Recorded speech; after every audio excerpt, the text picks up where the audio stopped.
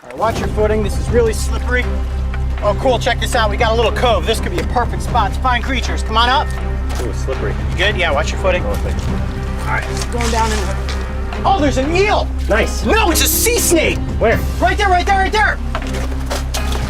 Yeah. Got it. Look at that. There's no question about it. This is the most lethal snake species I have ever handled.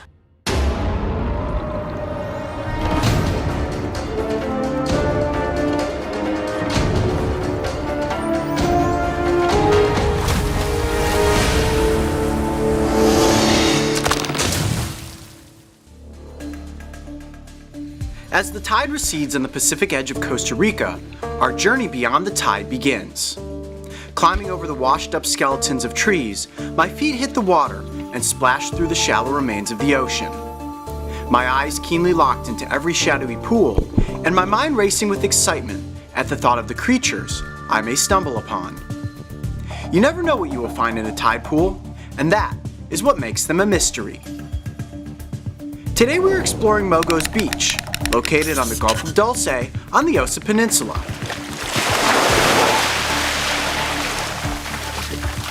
Okay, we have now landed on Mogo's Beach. Let's head up the shoreline here and see what sort of cool creatures we can find. This remote location can only be reached by boat and is very rarely explored by humans. However, we have been given special permission to walk its shoreline where we will search for tide pool residents.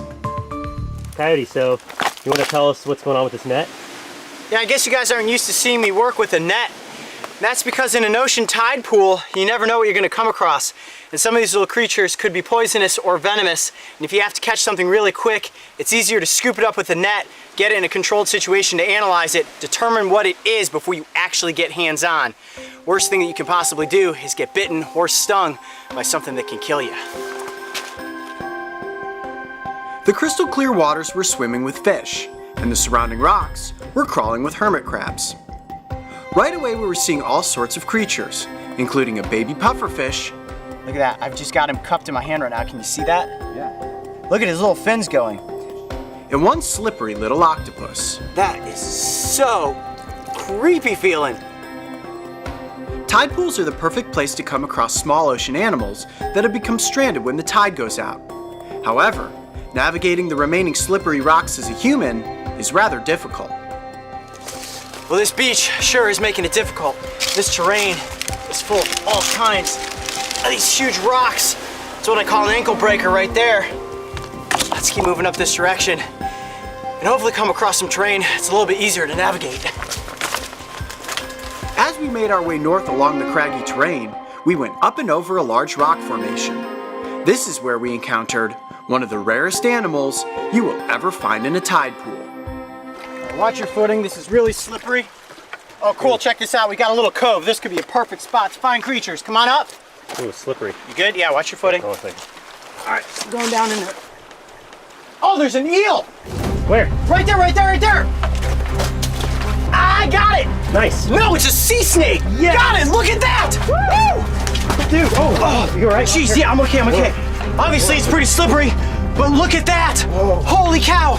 That is a yellow-bellied sea snake. All right, be careful because they are incredibly venomous. Hold on, let me get him out of the net. Whoa, careful. Okay, I got him. Nice. Come here, buddy. Whoa. Okay, good. Oh, he's trying to bite me. All right, I got him. There we go. Wow, look at that. I see all those little tiny teeth in there. This snake is incredibly venomous, so I need to be as careful as possible. And wow, it feels like a fishing lure. How cool is that? These guys are usually far out at sea. He was just in this little cove here. Must have gotten stuck when the tide was going out. All right, let's take him back up over the top of the rocks here onto the beach and get a closer look. Oh man, this is so cool. I cannot believe you caught that sea snake. Woo! All right, watch your footing headed back here. Let's go up here onto the sand.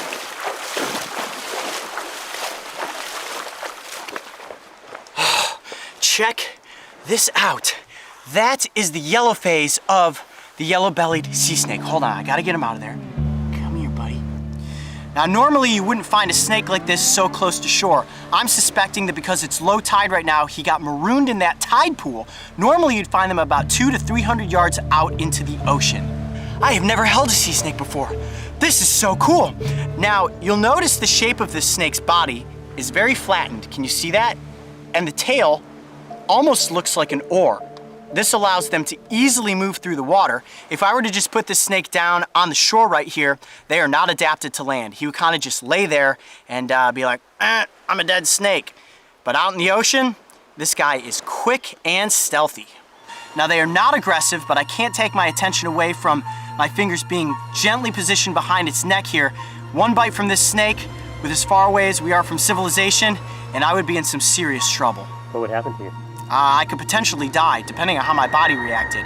There's no question about it, this is the most lethal snake species I have ever handled. Now, these snakes are piscivores, which means that they hunt for fish.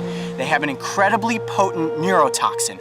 All it needs to do is tag a fish with the small fixed fangs inside of its mouth, and immediately the fish becomes paralyzed, and then the snake is capable of having its meal. Now, one interesting fact that you may not know is that the sea snake has an incredibly large lung that runs along the left side of its body. This allows these snakes to hold their breath for a long time when they're underwater hunting. It also works like the bladder of a submarine, allowing these snakes to become buoyant, and they will float all the way up to the surface. Finding a sea snake near shore is incredibly rare, and this one was likely stranded.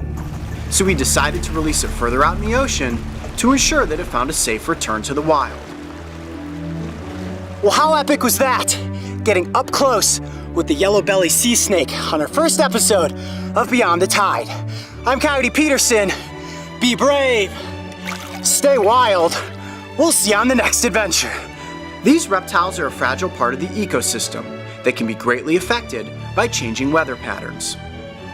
To swim alongside one in its natural environment was incredible, and I hope their species will continue to thrive beneath the ocean's surface so that future animal enthusiasts like myself can appreciate just how beautiful these snakes truly are.